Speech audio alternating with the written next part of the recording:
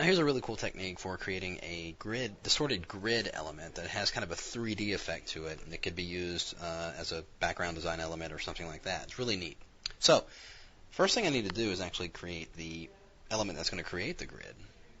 So I do that by creating a new document, and I'm actually going to set it to a 1/2 inch by 1/2 inch. Add 100 dpi. All that looks good. I'm going to hit leave it. Okay. So we got this really small graphic, but I'm going to zoom in a lot here so I can actually see what I'm doing. Then the first thing I'm going to do is actually on the background layer, if I bring the layers palette in here so you can see, I'm going to Shift Delete and fill that layer with gray. And then I'm going to create a new layer.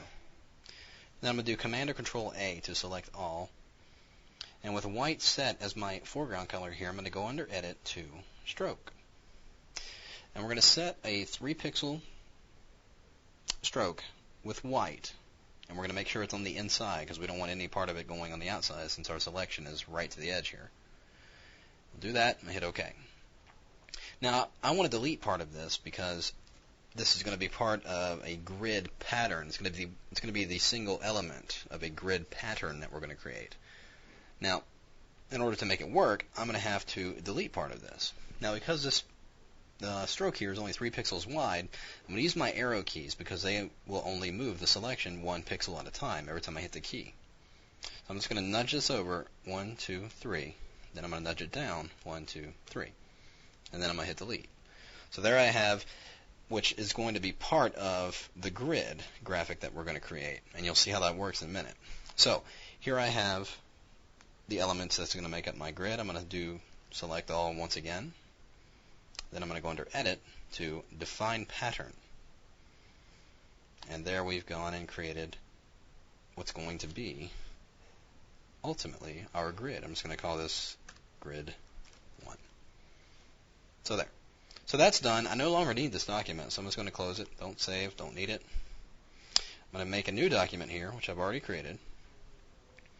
Now, got nothing on the background here yet, so I'm going to go ahead and create a colored background. We'll go ahead and gear and get a blue, because I like blue. We'll just fill that in. To give it a little variation, I'm actually going to create a new layer. And with my gradient tool, using the same exact color, I'm just going to draw a gradient, just an arbitrary placement of a gradient there. Now we don't see it because it's the exact same color as the background color is itself, so in order to give it some variation, I'm going to simply change the blending mode to multiply. And there we get a little bit of difference there. I'm just going to do my Command or Control E to merge that down. So now we have that all in the background layer there. Now, I'm going to create a new layer once again. And now we're going to go to Shift Delete, bring up our fill dialog. But now instead of a color, we're going to go over here to Pattern. And here we're going to select that. There's that pattern we just created a second ago. It's just a pattern element. You'll see it will tile automatically and fill the entire document with this layer. Now, one thing to note, I've got this document, let me cancel out of this before I continue on. I've got this document set at a fairly high resolution because I want the grid to be kind of small, just a small panel grid. And you saw that I made it a 1/2 inch. If I had made it a 1/2 inch by 1/2 inch at 250 dpi, as you see here, we would get a pretty big squares in our grid, and I want it to be relatively small squares in the grid. So with the original pattern icon set to a smaller resolution and our document set to a much higher resolution, we're going to get much more squares in our grid. So going back to my fill dialog, go to Pattern, and we've got that pattern selected. So when I hit OK here, you'll see what happens. There it has gone ahead and filled that entire layer with that grid, with that one element.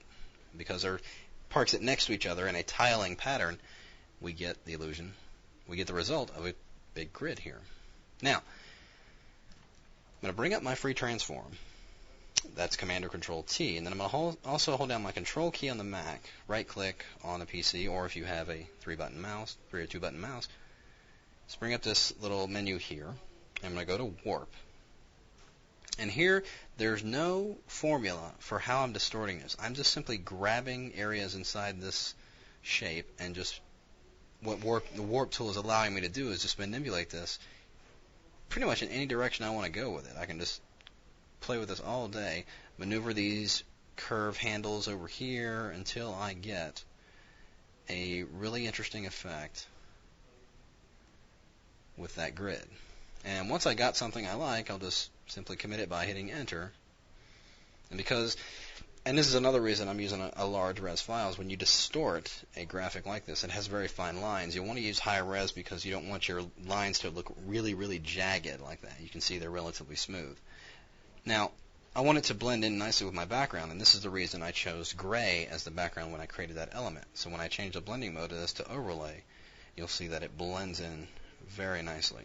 If I just position this any place on my document, and if I go ahead and give it a layer mask and go over here, let's just paint here, paint there, just kind of have it like a fading in and out effect going like there, and I can even duplicate this layer and perhaps go over to transform and then rotate it and just kind of position it so we're kind of getting a variation of the background here. And if I just toss in some design elements, there you see we've got a really interesting background we've created right from scratch, just using a few simple techniques right here in Photoshop. So there you go. Give it a try. We'll see you next time.